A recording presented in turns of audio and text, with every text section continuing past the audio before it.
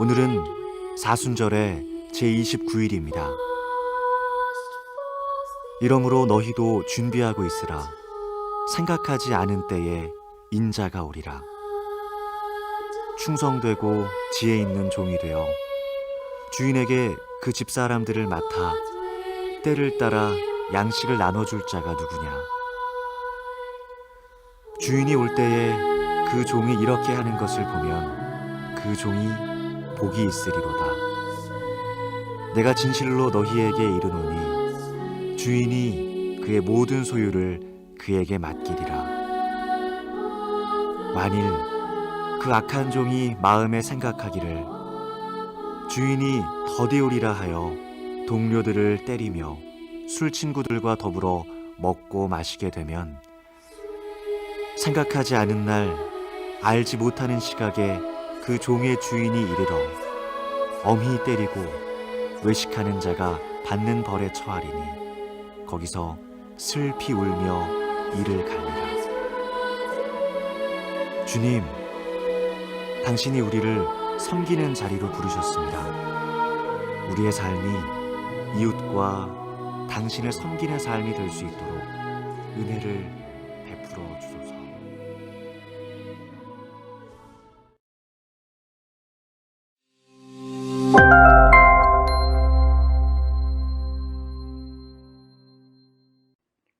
2022년 한인연합감리교회 새벽 특별성회 29일째 되는 4월 4일입니다. 오늘 여러분들에게 말씀을 전하게 될 웨이커 연합감리교회 이진희 목사입니다. 오늘도 말씀을 통해서 큰 은혜가 함께 하시기를 바랍니다. 오늘 주신 하나님 말씀은 마가복음 3장입니다. 마가복음 3장 13절로 19절까지 말씀이 되겠습니다. 말씀을 봉독합니다. 또 산에 오르사 자기가 원하는 자들을 부르시니 나온지라. 이에 12를 세우셨으니 이는 자기와 함께 있게 하시고 또 보내사 전도도 하며 귀신을 내쫓는 권능도 가지게 하려 하심이로라. 이 12를 세우셨으니 시몬에게는 베드로라 이름을 더하셨고 또 세베대 아들 야고보와 야고보의 형제 요한이니 이 둘에게는 보아너게 곧 우레의 아들이란 이름을 더하셨으며 또 안드레와 빌립과 바돌로메와 마테와 도마와 알페오의 아들 야고보와 및 다데오와 가나나인 시몬이며 또 가룟 유다니 이는 예수를 판 자더라. 아멘. 오늘은 예수님께서 12제자를 선택하신 말씀을 가지고 함께 은혜를 나누게 되겠습니다. 치유의 만찬에 보면은 예수님과 또 12제자가 앉아있지 않습니까? 예수님의 제자가 12명이라고 하는 것은 뭐 누구나 다 아는 사실이죠. 왜 12일까요? 11가 아니고 또는 13이 아니고 제자는 많을수록 좋을 텐데 왜 12명만을 제자로 부르셨을까요? 구약에 보면은 12지파가 나오지 않습니까? 이스라엘 민족이 12지파로 이루어져 있지 않습니까? 근데 예수님 당시에 이 지파들이 다 흩어지고 사라지게 되었어요. 그래서 이스라엘을 다시 회복시키기 위해서는 먼저 12지파가 회복이 되어야 되는데 그래서 12지파를 상징하는 12명의 제자들을 예수님이 세우신 것이었죠. 그러니까 예수님께서 이 땅에 오신 목적은 이스라엘을 회복시키실 뿐만 아니라 영적으로 이스라엘을 회복시키시고 또 이 땅에 하나님 나라를 세우시기 위해서 오셨기 때문에 상징적인 것으로 보여주시기 위해서 예수님의 제자들을 12명만 선택을 하셨던 것이죠. 고린도전서 15장에 보면 부활하신 예수님이 누구에게 나타나십니까? 제자들에게 나타나시는데 12제자에게 나타나셨더라 이렇게 되어 있어요. 그런데 이상하죠? 생각해 보면 12명이 아니고 몇 명입니까? 11명이 되어야죠. 왜냐하면 가룟 유다가 빠져나갔지 않습니까? 목사님 그러면 성경에 잘못되었네요? 그게 아니죠. 12이라고 하는 것이 사도 그룹을 상징하는 것이었기 때문에 11명이라고 할지라도 12로 이렇게 불렀던 것이라고 하는 것을 알 수가 있습니다. 또 예수님이 승천하신 다음에 교회가 모여서 맨 처음 회의를 하는데 가룟 유다가 빠져나갔으니까는 한 사람을 보궐선거에서 충당을 해야 되지 않습니까? 그렇게 해서 뽑은 사람이 마띠아였어요. 그런데 마띠아가 12제자 가운데 한 사람으로 12제자단에 들어오긴 했지만은 한 번도 그가 어떤 일을 했는지 또 마띠아가 어떤 사람인지 성경은 언급을 하고 있지 않습니다.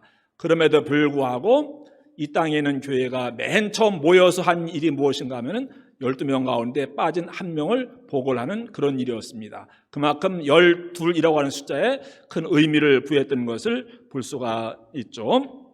구약의 이스라엘 12지파를 이어서 상징적으로 12사도를 예수님이 오늘 세우신 것이라고 하는 일이죠. 12제자들의 명단 여러분 다 외울 수 있습니까?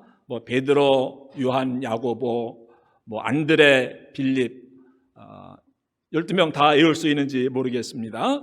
12명이 어떤 사람들인가? 도대체 이제 예수님께서 이 땅에 오셔서 하나님 나라를 세우시기 위해서 공생애를 시작하셨고 그 일을 함께할 12제자를 모으셨는데 그 사람들의 면모 어떤 사람들이었을까요? 베드로와 요한, 야고보 잘 아시죠? 예수님의 인너서클 가장 가까이 했던 세 사람이잖아요. 이들은 어부였었죠. 또 어부들이 대부분 5명인가요? 6명 어부들로 이루어져 있었고 또 다시 한번 보면은 이 사람들은 여기저기서 흩어져 사는 서로 모르는 그런 사람들 이렇게 예수님이 모으신 것이 아니고 다 가까운 동네, 이웃 동네에 살고 있었던 사람들입니다. 같은 동네에서 어렸을 때부터 같이 자랐던 너무나 잘하는 그런 사이였어요. 제자가 된 다음에도 베드로, 요한, 야고보 예수님의 가장 가까운 세 제자이긴 했지만은 평상시에도 이 세 사람은 그냥 가장 가까운 동네 친구였었어요. 또 여기에다가 빌립과 안드레 또 이 사람들도 또 같은 동네 사람들이었고 그러니까 예수님이 어떻게 보면은 좀 표현이 어떨지 모르겠습니다만 지나가다가 세리 또는 어부들 지나가는 베드로, 요한 불러서 나를 따르라. 예, 주님 따르겠습니다. 세리 마태보고 나를 따르라 하니까는 또 따라가고 그냥 길 가다가 아무나 보이는 사람들 부르신 것처럼 보여요. 정말 심사숙고해서 가장 믿음 좋고 또 리더십이 뛰어나고 이제 하나님 나라를 세워갈 자 예수님을 이어받아서 이 땅에서 사역을 해야 될 사람들 정말 기도하시고 신중에 신중을 더하시고 전국구로 이렇게 선택을 해야 되는 거 아니겠습니까? 그러려면은 갈릴리 호숫가에서 제자들을 선택하실 것이 아니고 어디로 올라가야 됩니까? 예루살렘에 올라가야 맞잖아요. 거기면 엘리트들도 많이 있고 서기관들, 바리새인들 또 종교적으로 신앙적으로 열심히 하는 사람들 유명한 랍비도 얼마나 많이 있습니까? 내노라 하는 쟁쟁한 사람들 그 사람들을 제자로 삼아가지고 하면 폼도 나고 또 하나님 나라를 효과적으로 이뤄나갈 수 있고 그럴 것 같은데 12제자를 예루살렘에서 모으신 것이 아니고 저 시골 갈릴리 그 호숫가에서 모으셨다라고 하는 그런 사실입니다.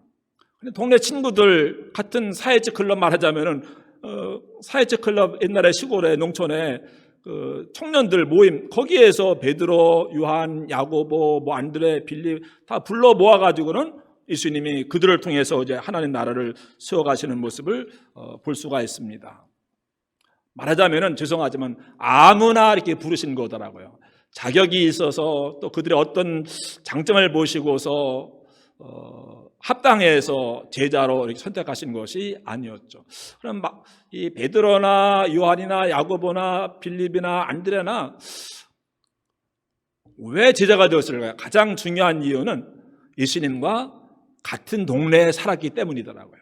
예수님이 나사렛에서 30년간 사시다가 가버나움으로 이사 오시잖아요. 근데 가버나움에 이사 오셨는데 그 동네에 누가 살고 있었는가 하면은 베드로, 요한, 야고보 이런 친구들이 살고 있었던 거예요. 또 가버나움 바로 옆에 베세다라고 하는 곳이 있는데 원래 베드로가 여기 출신인데 결혼하고 가버나움으로 가지 않았습니까? 그러니까 베드로 형제, 뭐 안드레나 빌립은 또 베세다 친구들이에요. 그러니까 예수님 그냥 오며 가면 만나고 아침 저녁으로 만나고 예수님 안녕하셨어요. 뭐 이런, 그러니까 같은 동네에 살고 있었기 때문에 제자로 뽑혔다라고 하는 그런 사실이더라고요. 잘 이해가 안 가는 그런 대목이기도 하지 않습니까? 뭐 삭개오 같은 사람 잘 알죠. 세리. 근데 삭개오와 똑같은 사람이 있었는데 12제자가 오는데 한 사람이 되었어요. 누굽니까?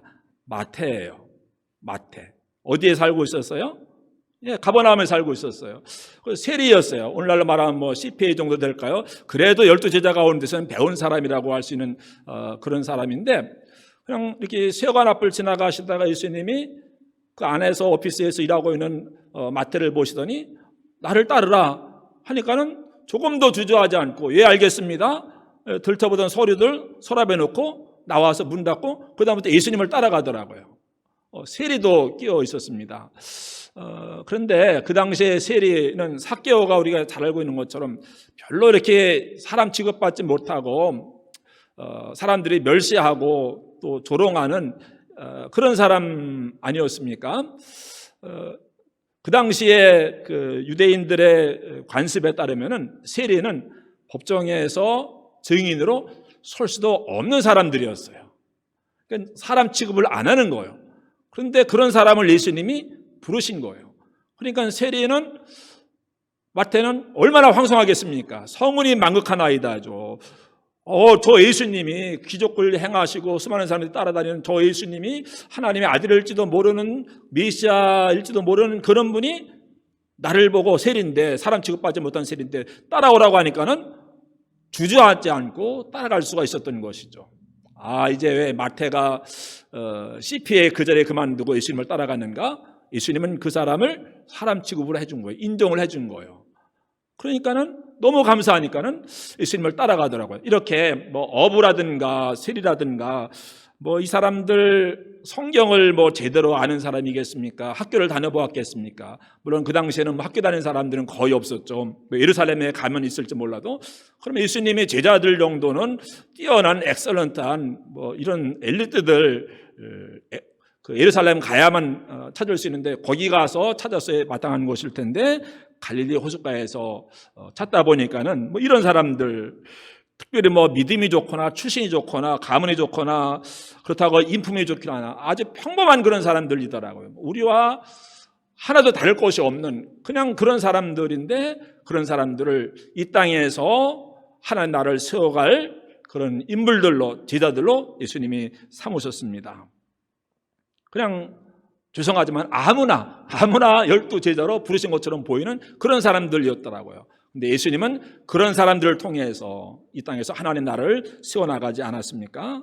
뭐 베드로 수제자라고 부르는데 얼마나 그 실수를 많이 하고 덤벙대고 나서기를 좋아하고, 또 제자들 보면요 서로 다투고 뭐 내가 우의정하고 내가 좌의정하고 뭐 예수님 왕이 되실 때 서로 다투는 거 우리가 잘 알고 있지 않습니까?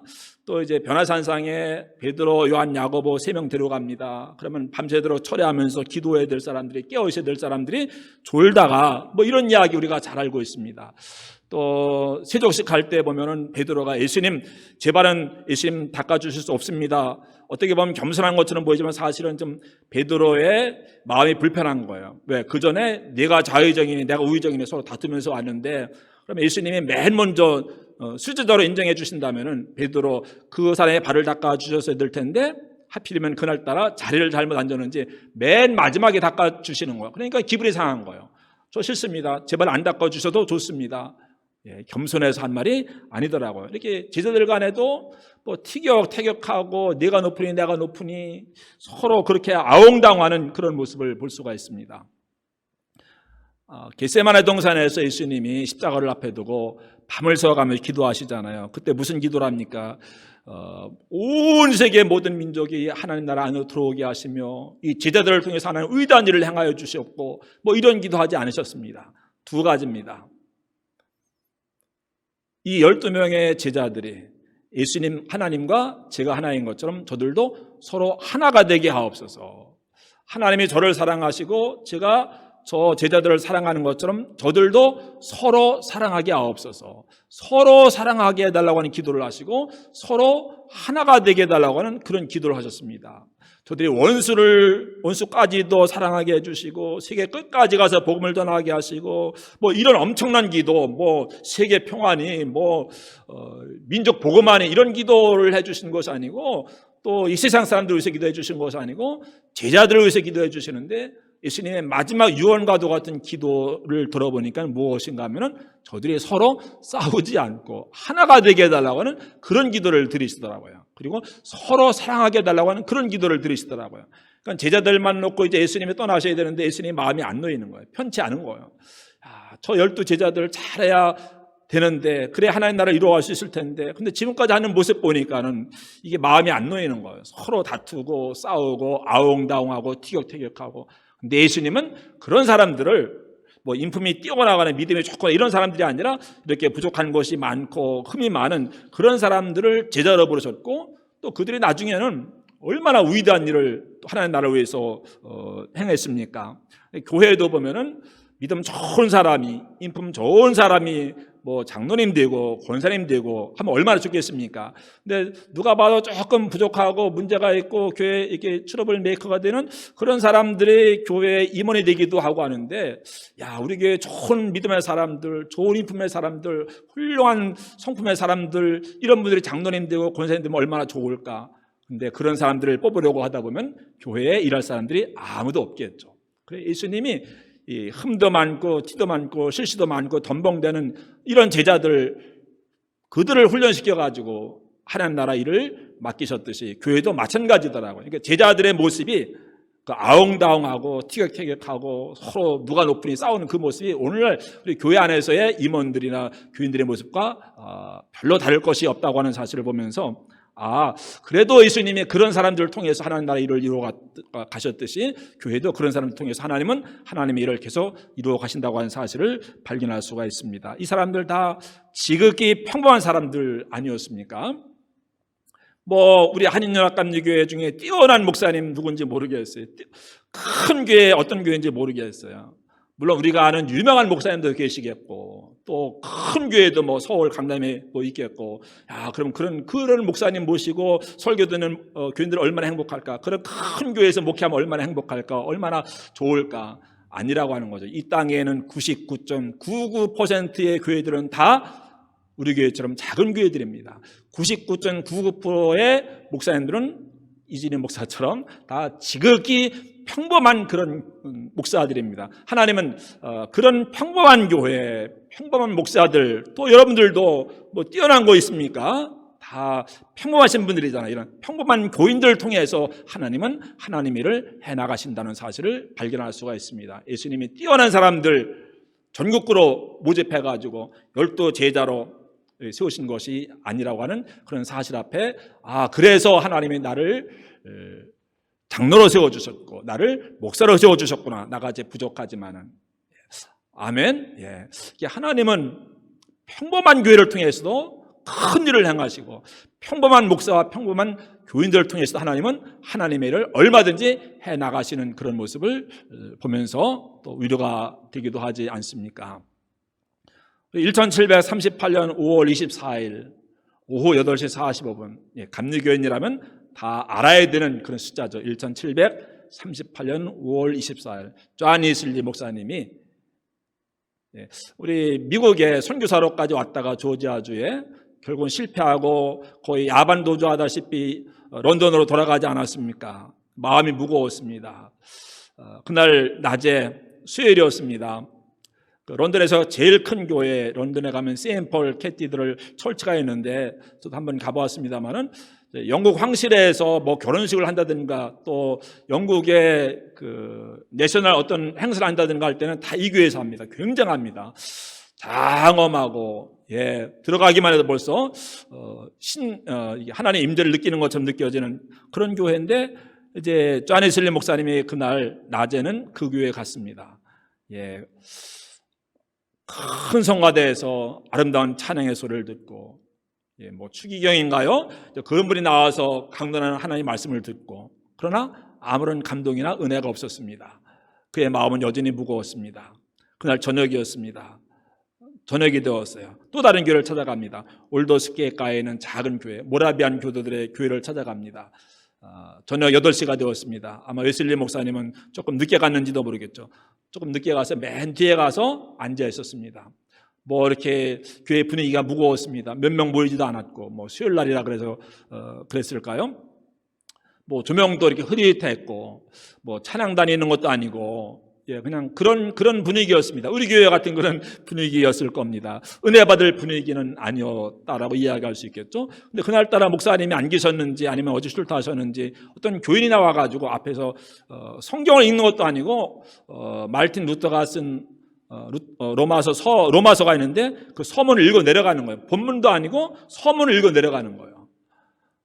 뭐 불의 사자가 와서 부흥이 하는 집회에 가서 성령 충만하게 해달라고, 은혜 받게 해달라고 막 기도하다가 회심의 경험을 한 것이 아니고 그냥 평신도가 읽는 루터의 로마서 서문을 읽다가 가슴이 이상하게 뭉클해지고 가슴이 뭔가 와닿는 그런 느낌이 들고 생전 처음으로 예수님만이 나의 유일한 구주가 되심을 믿게 되는 확신을 얻게 되지 않았습니까?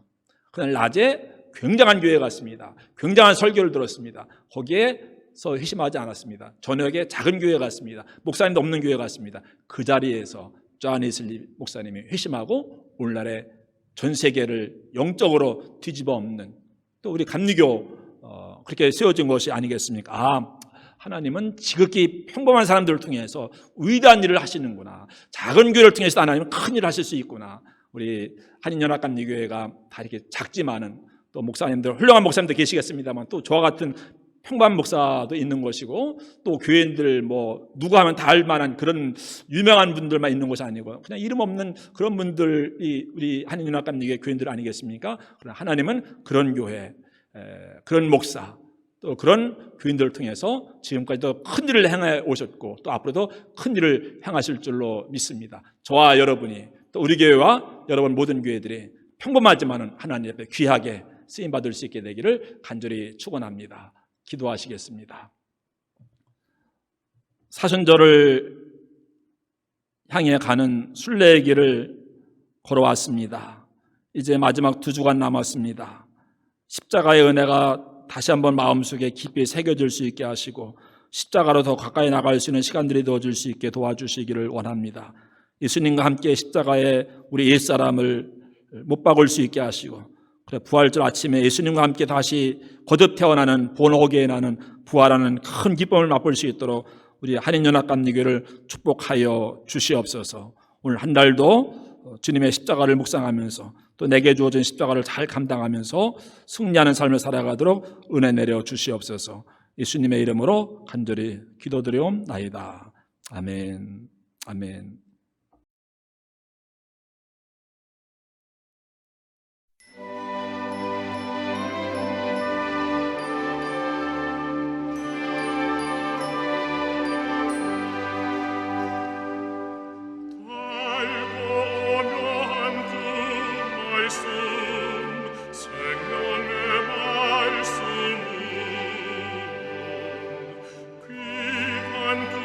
말씀 진실로